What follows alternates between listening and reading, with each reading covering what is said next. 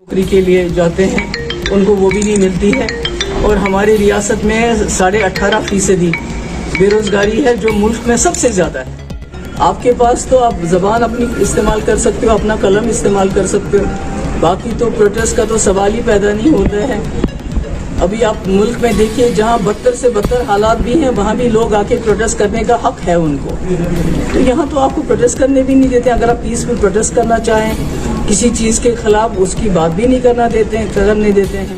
नौकरियाँ देने के बजाय नौकरियाँ ली जाती हैं। अभी जो आंगनबाड़ी वर्कर्स को उनको बर्खास्त करने की बात हो रही है, आपने देखा जम्मू कश्मीर में कई मुलाजिमों को बर्खास्त किया जा रहा है।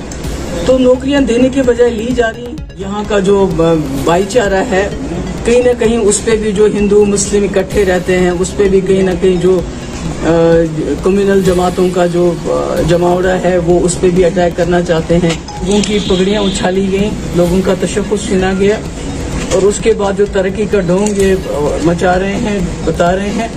मुझे कहीं भी जितने भी लोग मिले शिकायतें हैं, हमारी सड़कों का हाल बहुत बुरा है, बिजली का हाल तो उससे भी ज़्यादा बेहाल है और बेरोज़गारी सबसे बड़ी चीज़ है।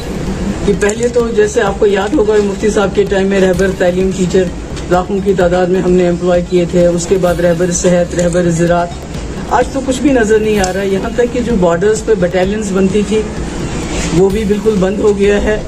यहाँ के लड़के मैं पुंछ में भी देखा, सुरनकोट में भी देखा कि graduate, post graduate, even PhD लड़के SPO की नौकरी के लिए जाते हैं, उनको वो भी नहीं मिलती है।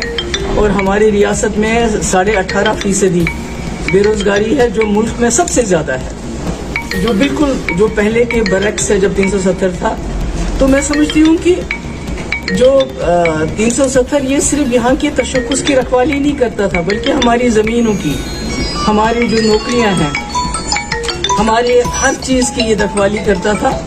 और बदकिस्मती से अभी तो नौकरियां देने के बजाय नौकरियां ली जाती हैं। अभी जो आंगनबाड़ी वर्कर्स को उनको बर्खास्त करने की बात हो रही है, आपने देखा जम्मू कश्मीर में कई मुलाजिमों को बर्खास्त किया जा रहा है। तो नौकरियां देने के बजाय ली जा रही हैं। और इसके साथ साथ मैं देखती हूँ कि जो यहाँ का जो भाईचारा है कहीं ना कहीं उस पर भी जो हिंदू मुस्लिम इकट्ठे रहते हैं उस पर भी कहीं ना कहीं जो कम्युनल जमातों का जो जमावड़ा है वो उस पर भी अटैक करना चाहते हैं। भाई बहनों को आपस में लड़ाना चाहते हैं, गुजर पहाड़ी करना चाहते हैं, कश्मीरी गुजर करना चाहते हैं। तो ये सही नहीं है।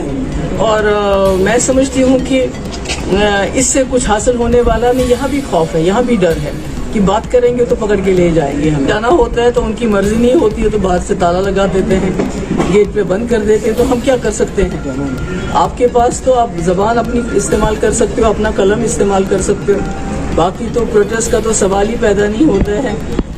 अभी आप मुल्क में देखिए जहाँ बदतर से बदतर हालात भी हैं वहाँ भी लोग आके प्रोटेस्ट करने का हक है उनको। तो यहाँ तो आपको प्रोटेस्ट करने भी नहीं देते। अगर आप पीसफुल प्रोटेस्ट करना चाहें किसी चीज़ के खिलाफ उसकी बात भी नहीं करना देते हैं, करने नहीं देते हैं। और जब भी इनका दिल चाहता है तो